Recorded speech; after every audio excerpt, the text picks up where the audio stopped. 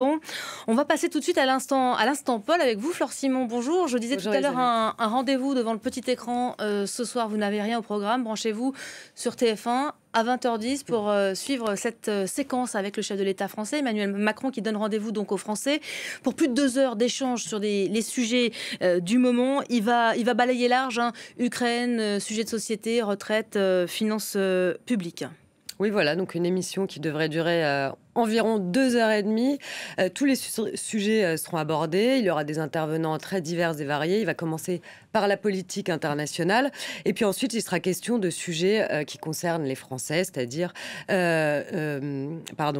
économique, sujets de société, la sécurité, la jeunesse. Enfin, ça va être extrêmement large. Et puis, il sera interrogé par des acteurs de la société civile. Donc, par exemple, Sophie Binet, la patronne de la CGT, Robert Ménard, le maire de Béziers, ou encore Salomé Saké, qui est engagée, elle, sur les questions d'écologie ou de jeunesse. Donc, vous voyez, il va y avoir énormément de thèmes abordés pendant une émission très longue, sur un format, d'ailleurs, qui est assez inédit, hein, puisque souvent, le chef de l'État, il est interrogé à l'Élysée par des journalistes. Donc là, non. Il sera sur les plateaux de télévision, qui sont des grands plateaux de la Plaine Saint-Denis, pendant une émission qui va quand même durer 2h30. À peu près, voire plus, hein, ça on verra. Et puis il y aura aussi des messages enregistrés, par exemple par Charles Bietri, qui est un journaliste atteint de la maladie de Charcot et qui devrait revenir sur ce sujet de la fin de vie actuellement en débat à l'Assemblée nationale. Ou encore, il va répondre à une question de l'influenceur Thibaut InShape sur le sport à l'école.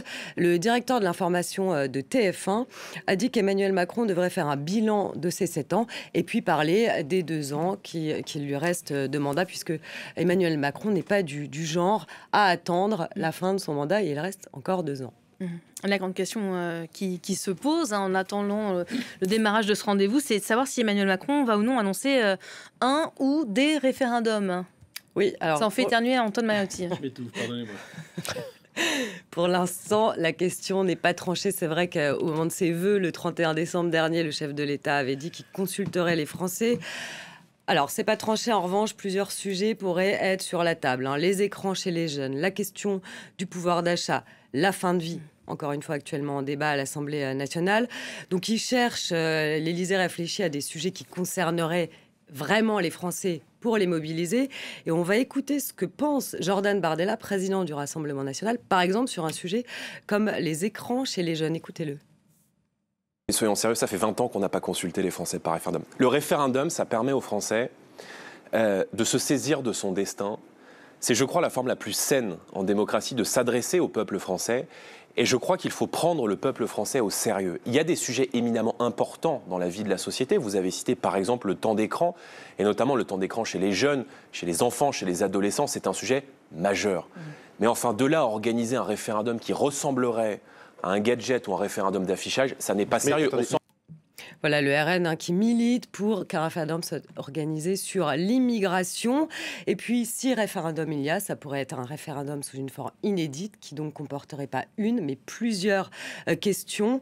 Une manière un peu de dépersonnaliser le référendum, puisque le risque, hein, du référendum, c'est que finalement, la réponse, le vote se tourne contre celui qui l'initie. Et on l'a vu à plusieurs reprises, notamment la dernière fois qu'il y a eu un référendum, c'était il y a 20 ans, sur le projet de la Constitution européenne en 2005. Ça avait été un revers pour Jacques Chirac, mais souvent le référendum voilà, est un oui ou un non contre celui qui pose la question. Et c'est vrai qu'un non pour Emmanuel Macron, qui est déjà affaibli, même s'il reprend des couleurs dans les sondages, ce serait bien sûr un affaiblissement pour la fin de son quinquennat.